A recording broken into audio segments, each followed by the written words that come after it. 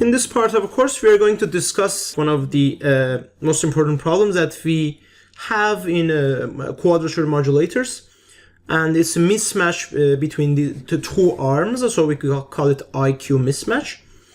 So let's see what is this mismatch.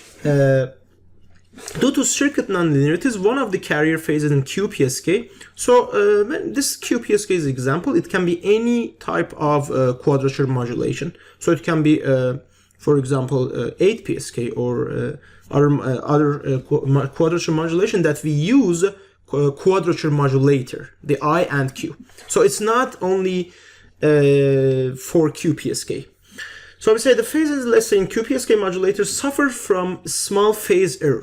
So for now, we can assume that it's a phase error. But it also have the amplitude error. So I'm going to write here amplitude error as well. So what is this we can show here? So it's very simple. We have a local oscillator. So we say local oscillator, and previously we assumed that we are going to get a perfect wave from here, cosine.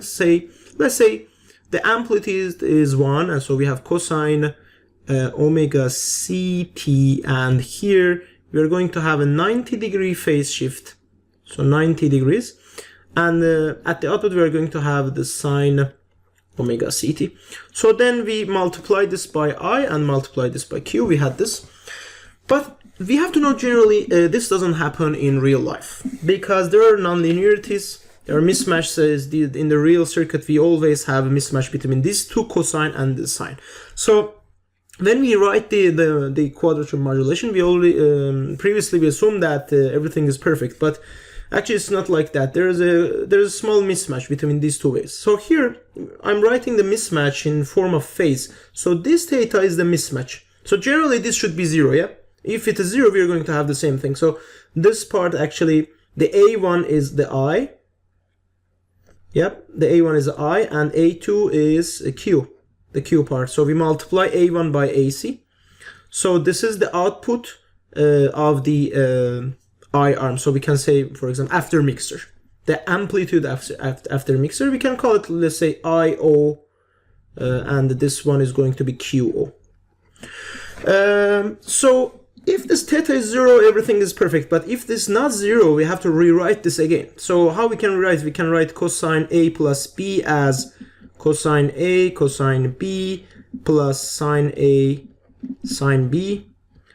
This should be negative if I guess I'm making a mistake.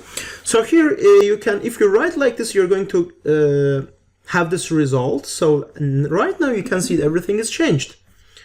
So in the general modulation, we say A1 is going to be plus and minus 1. And A2 is going to be plus minus 1. We are going to have this, we expect this, but here, as you see, this is the new ION, and this one is the QON. So these are not identical. Yep. The amplitude is not the same anymore. So it means that at the output, we are going to have different phases. This is going to cause us a problem. Because A1, let's say the amplitude, A1 AC cosine theta is not equal to A2 minus A1 sine theta, yeah? But what we had previously, we said we have A1 AC and A2 AC, and these are equal. Amplitude is equal, yeah, because A1 can be plus and minus 1. So we are talking about the amplitude. So let's say the absolute value. The absolute value should be equal, which is not equal in this case. So this is going to cause us problem. Thank you for watching our video. Please don't forget to subscribe. You can learn about this topic and more using our website. The complete course on this topic is provided on our website at www.rahsoft.com.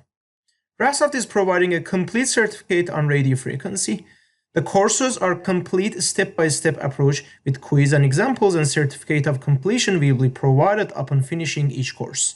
By taking the required courses in RF system and IC design with pass status, Rahsoft would provide the Rahsoft radio frequency certificate. Thank you. See you soon.